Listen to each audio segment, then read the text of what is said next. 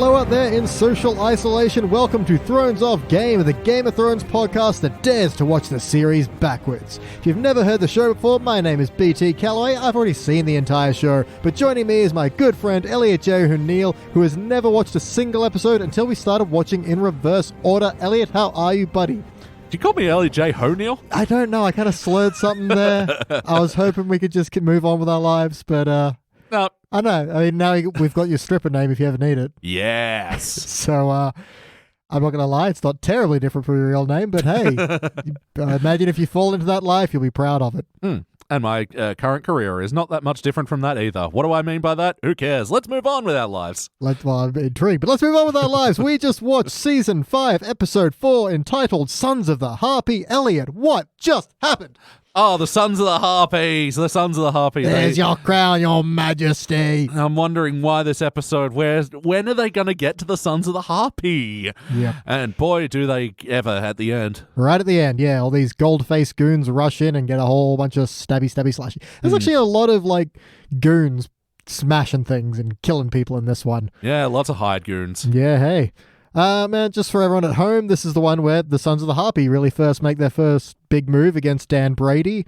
And then just a bunch of other little bits and pieces happen. There's not, I guess, we start to see Jorah Mormont and, Tyrion take their trip across the sea. But that's not, that's probably not going to be a thing. If you haven't seen the show for a while, that's not going to stand out to you, really. So, Sons of the Harpy get all stabby. Grey Worm gets injured. That sucks. I like Grey Worm. So let's just move on to our next question. I know, that first one was a question. What happened? Yeah, whatever. Second question, what was MVP? What is your most valuable part of this episode? Man, okay, I'm not going to do the snoring bit on this one because there were some pretty good moments, but there were tits. There were tits. I can tell that Clarice Van Houten is probably going to be your MVP then, or? No, I'm just saying, it always helps. Nothing perks up an episode like a perky pear. She really does have a perky pear as well. God, we'll get to that. That's question 3. Sorry. MVP. Look, the buddy comedies that appear in Game of Thrones, Tyrion and Jorah, their relationship isn't established there, but still, Tyrion got some good licks in there. Mm-hmm. But no, most valuable for me is Jaime and Bronn again. I know. Bronn? I'm pretty sure it's Bronn. I mean, we could look this up, but fuck it. That's not what we do here. Yeah, Bronn of the Blackwater, he's always great fun. They're back and forth with him and Jaime, and, Bronn's rowing, and Jaime's gives a look of, the hand, and then they get in a fight, and he's all like, they see 4 guards coming. This is when they're sneaking into, not Marine, Dawn. Sneaking into Dawn, nice. And, he gives how many can you take? And he's like, 1, if he's slow. And then, knocks one guy over, and he's like, he looks slow enough. Yeah.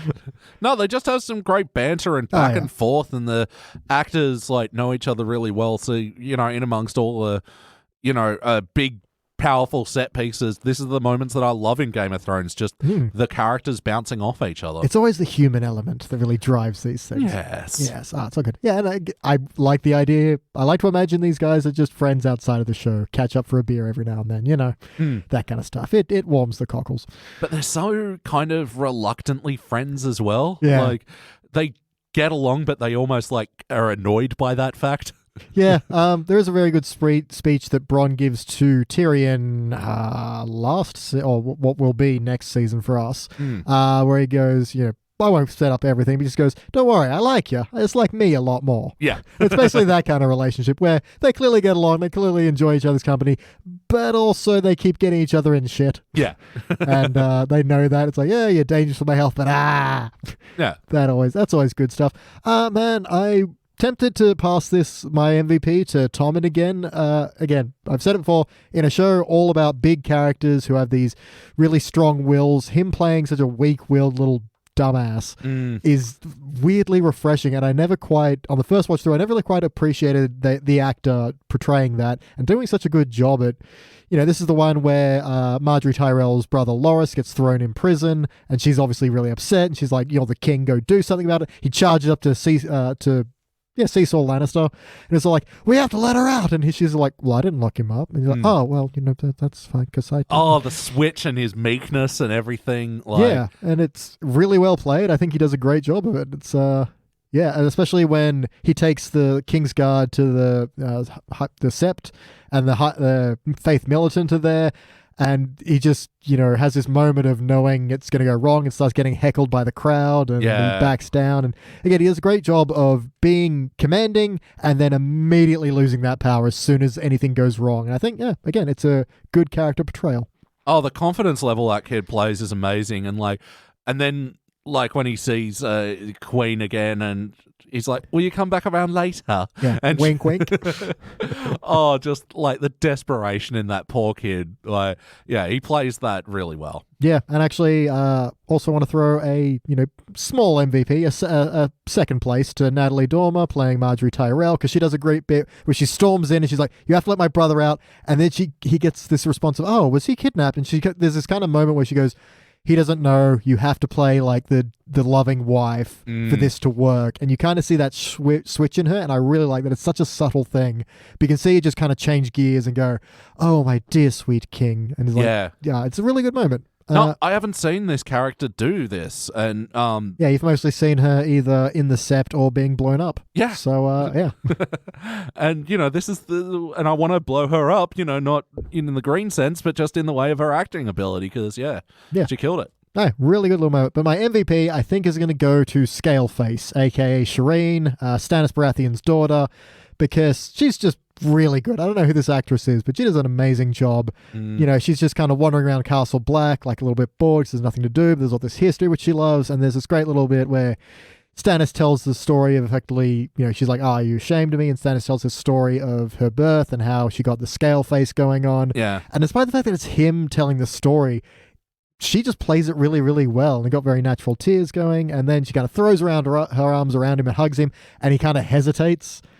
And then it's just even though he's told this amazing story about, I've loved you since your birth, there's still that reluctance in him, and it's very good. It's a good bit. So despite the fact that he does most of the acting in that scene, I think she killed it. But she does a lot of the reacting, and she does that thing when someone's telling a story, that puts the person in a good light. She's just really proud and really kind of swept off her feet a little bit. And the story shifts a couple of times. He's talking about these merchants came to where we were living, and one of them had a doll, and obviously he was trying to pitch it to the proud new father, and she's like, oh shit. And he's like, but I put that in the crib, and you smiled, and she's like, oh yeah. He's like, and then you touch it to your face, and it's like, oh no, is that how I got this? And there's a nice, again, it's all in the react. That gets my MVP, I think. Really good bit. And, And then just, it makes you sad watching it in this order, doesn't it? Oh, man. Knowing she just gets incinerated. But, mixed blessing. It means I think I'm going to see a little bit more of her, and I look forward to that. Yeah, I know. Good character, great actor, good stuff. Which then moves us on to our next question. Nudity! That was a bit. Not full-on sex position like we'll get eventually. But so the Faith Militant, basically Bernie Sanders gets called in front of Cecil Lannister, and she's all like, hey, how'd you like an army, bro? And he's like, sick. Yeah. And so there's the Faith Militant just going about wrecking shit, and then they go into Littlefinger's establishment and continue to wreck shit. But unlike the last brothel we saw that had no nudity, this had nudity. Yeah, there were people that were getting in it and very annoyed to be interrupted. I know, well, you can imagine. Yeah. But weird thing is, it was very fast to go, well, we'll give you the decree and you can find some people you find worthy to be your Faith Militant. Okay, cool. Montage! Oh, wow, shit, okay. No, it's weird, in these moments where they pull back the pace to have a character conversation, for them to speed through, then, it's a bit of a whiplash. Yeah, for sure. But, we had some brothel, tits, sticks, and beatings. Yep. It's annoying when they mix the violence and the nudity question. You're like, hey, I would like to be into this, but I can't because beatings and some guy getting a star carved into his head. Oh, yeah, them cutting between that. That was brutal. Mm-hmm. Just, that shot of just the teeth gritting down on, what is it, like a leather strap or something? Yeah. Ugh. Yeah, nasty. It does, or maybe you just wonder about, the days where whoever's doing the carving is like, look, I'm really proud you've decided to join us. I'm not going to lie, I've done better. It was meant to be a 7-pointed star, and I miscounted. The blood got in the way, and I got to 6, and I had to really cram the 7th in there. Really sorry, dude. Forgivesies? It's like, if the end of Inglourious Bastards was Brad Pitt going, you know what? That's a little bit wobbly there, isn't it? I've done better. Oh, I mean, this was an important one. And Why did you move so much? Like, I told you to hold still. And you know what? A bad artist blames his tools. I'm not going to do that. This is on me. Directed by Quentin Tarantino. Very different ending to that movie. No, but the other bit of nudity we got was from Millhouse, Cleese Van Outen, the red woman who just walks up to John all like, oh, he's all, wow, we need men to fight. And she's all like, well, there's only one war that matters, the war between life and death, and let me just show you some life, baby. So, yeah, I didn't actually understand what was going on here. Did she want a Jon Snow baby? It's kind of spoilers to tell you, backshadowing spoilers to explain this. All right, we'll get back to this. She can do some freaky-deaky magic when she gets dick. Oh. Yeah, I don't know how it works. It never fully explained like many of the magic, but can't wait for the new segment on the show coming up, Dick Magic. Not gonna lie, fun. Good title. Yeah, so she's just kind of seducing John a little bit, and he's all like, I've taken an oath. And she's like, there's boob in your hand, really? And he's all like, I love another, but she's dead. And like, well, she's dead, so it's like, but I still love her. I'm John Palmshovi, but you shan't be seeing my bum. He didn't really care about that the commitment when it came to Dan Brady, though. Oh, no, she's like, what? Forgets all about it. Yeah, but even then, there's a nice little bit with, Millhouse is kind of, Stannis and his wife are having a little chat, and she's all like, I'm so sorry your, daughter, I gave you a daughter who's got a scale face. And then Millhouse kind of rocks up and is like, hi, I'm hotter than you, leave this scene, please. And she does. Yeah. I got to say, like, the lighting in this moment was just gorgeous. Like, the blues and greys that they were playing with, and... yeah, I really do love an artfully directed boob. Yep. Oh, no, absolutely. It's got all that little bit of fire going around. You're like, that's curvy and nice looking. That's nudity. We have to then move to violence. Faith Militant clubbing people and, Sons of the Harpy stabbing people. Yeah, look, coming back to MVP, I liked the sand fighting scene. I did not really like the Harpy scene. It was, very... I don't know, it's hard when you've got a bunch of people who are masked up to give them any kind of humanizing aspects. The kind of implication is they're not great warriors, but there's numbers in them. Yeah. So you get that, but it's, a little bit, not as much fun as when Bronn and Jaime were taking down the Dornish guards. Yeah. Yeah, especially the mask thing, they just feel so much more faceless that way. Whereas if you have one side with the masks, that's... kind of like, that's your Foot Clan, that's your Putty Patrol, It's your Stormtrooper. Your standard way to dehumanize the enemy is give them masks. But yeah, because the other side were dehumanized as well. The Unsullied, except for Grey Worm, who conveniently gets his knocked off. But yeah fair enough. I will say, though, I love, whenever there's like a humanoid sort of face mask that's, creepy in the Sons of the Harpy way, whenever a character does, just a little head tilt, makes it look like they're about to unleash some fucking psychotic shit. It's creepy. Yeah, if you can't express yourself through expression, you have to do it with tilts and little weirdness. And I do like their mask. It is weirdly impractical of just how hard it would be to conceal that mask until showtime. He's got to sneak up on someone, and they've somehow distributed it throughout all the city without someone going, oh, hey, I know those gold masks, and oh, wait a second. Yeah. So, yeah. Yeah, that's why ninjas, dress in things that don't catch the light, like, I don't know, gold. Yep, but hey, they got to be repping the Harpy, I guess. Whatever. But yeah, I don't know, I really didn't think there was much artfulness behind the fight scene at the end. Like, yeah.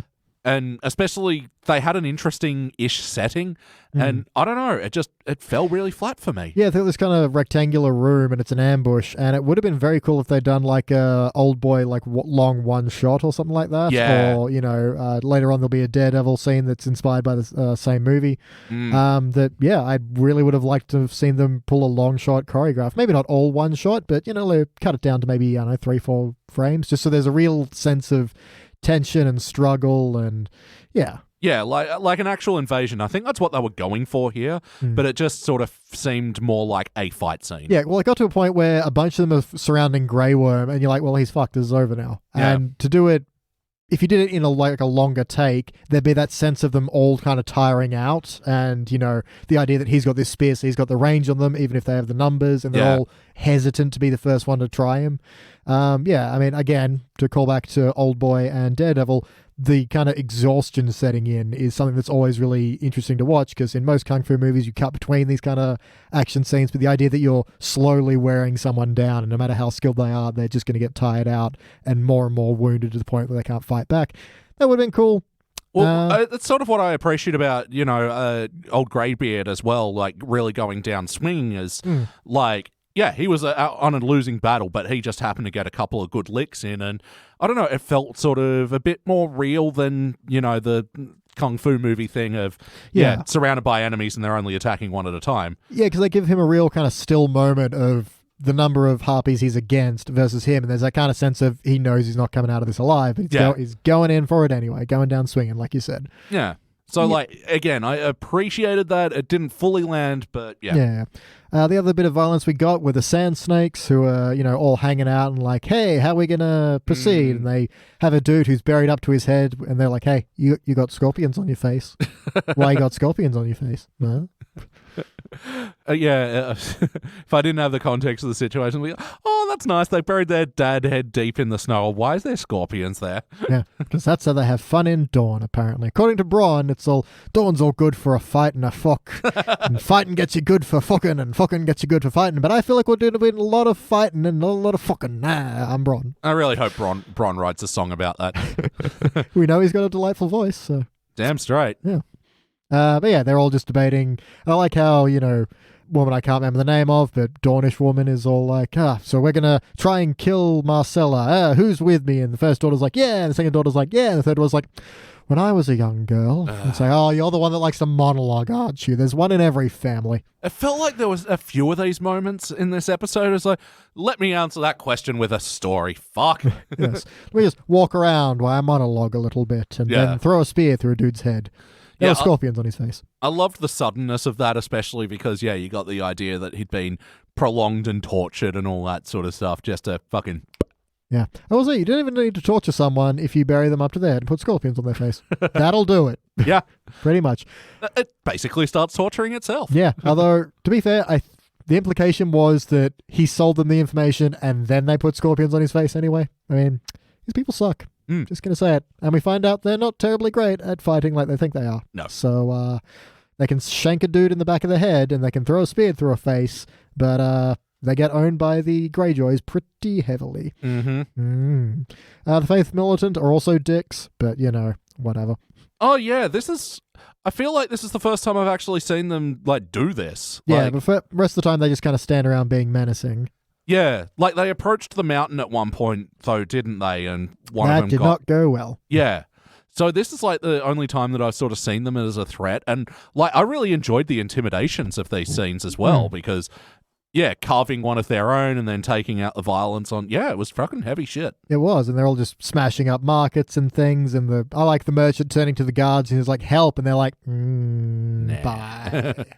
Yeah, because this is a faith thing and they're allowed to do it. And it's...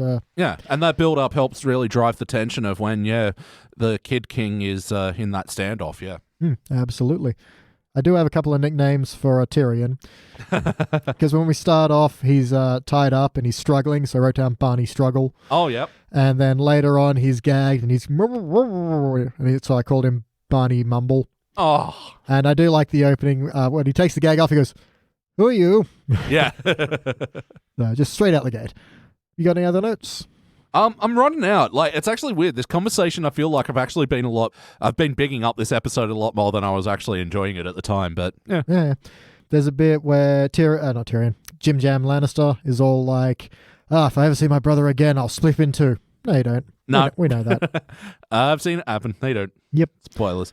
Yeah, I got a note that just little fingers up on the scene. Yep. Littlefinger and Sons have a long scene, and it's all just not really for any. I mean, it is, but it also none of this stuff comes to a head. But that's also supposed to happen. Yeah. This is meant to be how he gets Sansa to stay there, even though she's betrothed to Ramsay, who's a dick, but who didn't show up in this episode. Oh yeah. They do go on about Lyanna Stark a little bit. I mean, the whole story of her is, ends up being Jon's mother, that whole thing. Yeah. Speaking of that backstory, they mentioned that Rhaegar, is that his name? He originally wanted to be a song and dance man. Yeah. Goes down amongst the people and just busks for a little bit. That's cute. I know, it's adorable. Good for you. I mean, there's always stories of royals going down amongst the people, yada yada. But I mean, it never ends with them singing a rousing song and getting a bunch of money and sometimes giving it away and sometimes getting their friends pissed. Yeah. Sounds like a good dude. Yeah. Yeah. But yeah, other than Breakfast Snake, yeah, that's my notes. I mean, I've got Bron and Jim Jam. I do like their Bron stabs the snake going for Jim Jam's face in his sleep, and he's all like, that'd be a shit way to die, and Jim Jam's like, they're all shit ways to die. Yeah. So yeah, fair. I want a boring way to die. I've had an exciting life. Yeah, I enjoyed that. Oh, yeah, like I said, their back and forth is a lot of fun. Jim Jam ends by saying, I want to die in the arms of the woman I love. And that happens because when he gets crushed by the rubble in the arms of Cersei. So there you go. That was a prediction made, what was it, 3 seasons previous. Yeah. Yeah, let me just have a look here. Littlefingers. Seesaw sends Baron von Munchausen and Sir Stabdie to go to Bravos. Yeah, just more boring scenes. Yeah, no. Now I'm starting to remember all the fucking shit that I was like, yeah, this wasn't so good. Millhouse, while leaving, says, you know nothing, Jon Snow, which is a bit of a meme.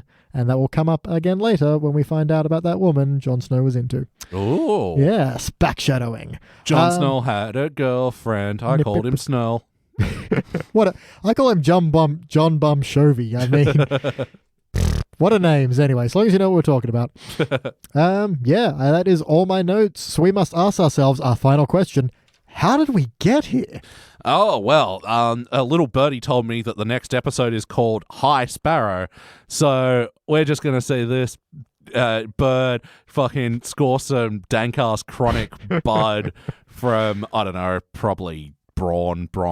Yeah. He looks like he'd have a weed connection, but not do it himself.